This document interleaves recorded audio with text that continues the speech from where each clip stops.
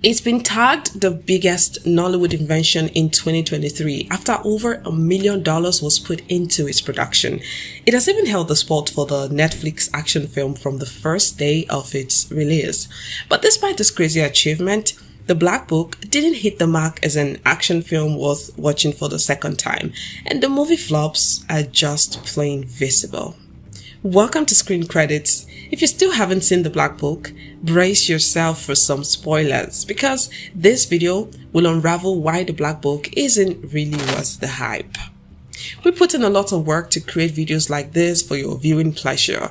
So as a way of supporting our effort, we'd appreciate it if you click the subscribe button so we can keep bringing you more content like this.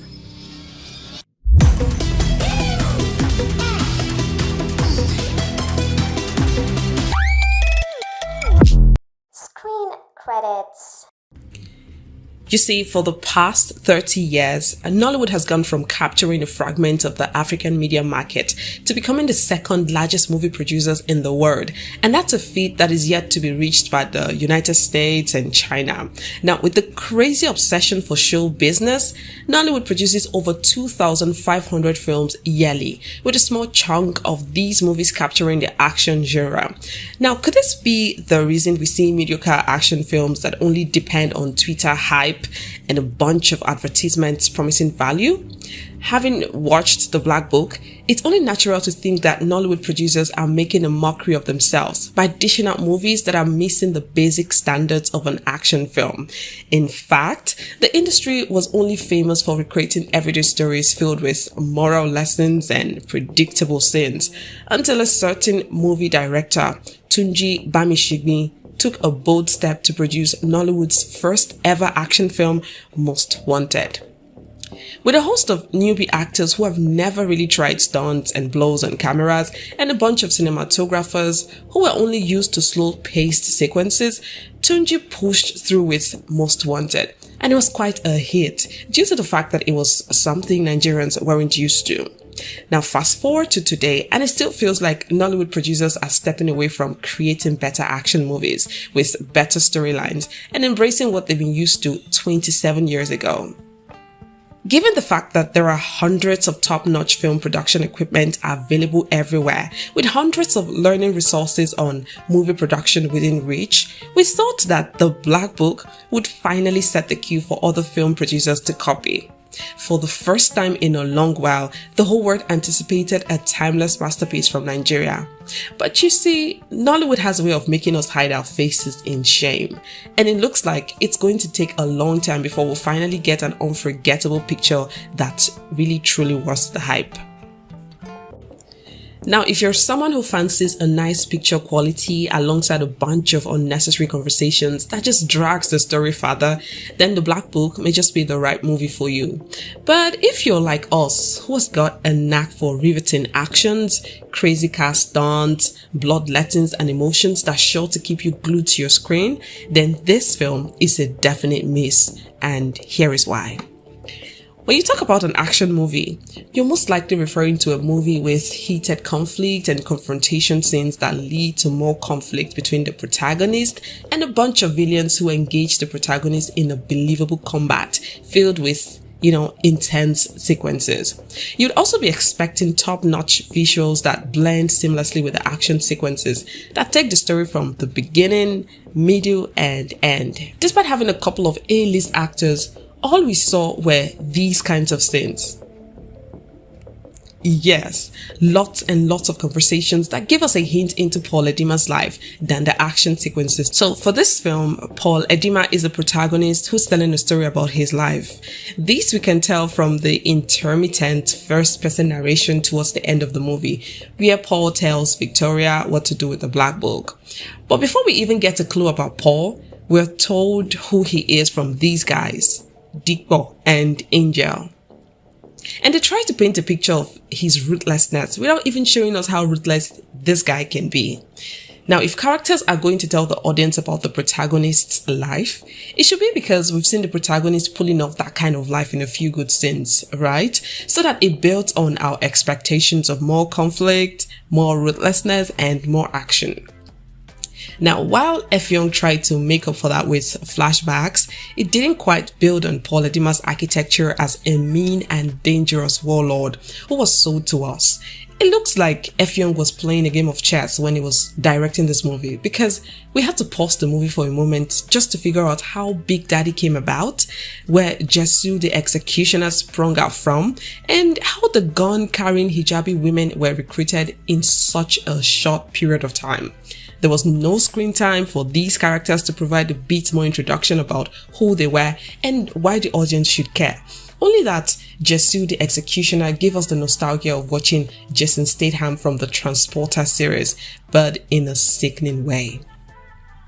Now, for a film that was worth the actual budget of the highest grossing Nollywood films, say The Wedding Party and Omogeto, the saga, isn't it crazy that the money was only invested in loads of 18th century guns and packs of cigarettes? With such a big budget in Nigeria, it certainly wouldn't have been much of a trouble for the producer to have invested in stunt doubles if his characters were lacking the tenacity and stamina for action films, right? With stunt doubles, actors can save some energy for more demanding scenes, giving them all the attention they need. You could tell from the Black Book that Paul Edima flourished more in acting a father than a ruthless assassin. The Nollywood movie industry has flourished on selling off unique Nigerian stories to the world, but it was quite disappointing to see a semblance of storylines cut from various Hollywood movies like John Wick, Taken, and The Transporter. We know that sometimes Hollywood movies look like what we've seen before, but somehow, movie producers try to recreate these old stories into something worth watching that you would almost forget it's a plot from another movie. Now, the character restructuring, the sequences, the cinematography, and everything else are so neatly done that sometimes these remakes would make you forget the first movie that you had watched. If Effiong chose to do a remake, or let's say a Nigerian version of John Wick, isn't it supposed to have been better than the original version? Well, we're just saying. First, the Black Book started by telling the story of a man whose son was murdered by a group of policemen who happened to be working for his former boss. As he tries to clear a bad public image surrounding his son's death, another story unfolds, which leads us to the people who killed the son. And it reveals the life of a journalist and introduces a bunch of more characters whose stories we didn't even know. While we were still trying to feel Paul Edima's emotions and root for him towards his cause, we were completely swept away by blurred lines which were telling different stories all at the same time. Okay, we understand that the producers tried to use some sort of suspense, flashback, and intrigue to push the story forward, right? But what these did was create inconsistencies and loopholes that made us angry and disappointed at the same time. If only characters claim Paul Edima is ruthless, how did he record a confession video on camera without having a copy of it? In this present time and age, how could a renowned ex-assassin use a micro SD to store confession video files that are meant to be evidence for the same cause he's been fussing about? Do you think this part was necessary, or was it intentional to complicate the plot? Besides coming up with a great movie idea, budget, location, and an A-list actors list, it would have been better if the producers of this movie invested in a test audience who would watch the Black Book in its basic stage before pushing it to the public. You see, most of the world's biggest movie production companies use a test audience to check the inconsistencies in their films and to analyze if these films are worth the public's attention. And these test audiences aren't even part of the production crew. They're just film enthusiasts with an eye for details and flops who would point out the tiniest of errors the producer couldn't spot. You see, it's just like uncovering the sweet spot Nollywood producers haven't yet figured out. Does Nollywood have a certain test audience? Okay, one more thing.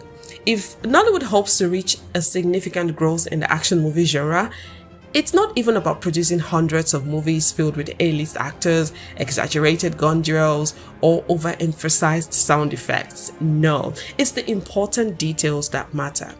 Even though the Black Book did impress us with decent cinematography, A-list actors, and a relatable storyline that pointed out Nigeria's political flaws, do you actually think it broke the glass ceiling for Nollywood action films?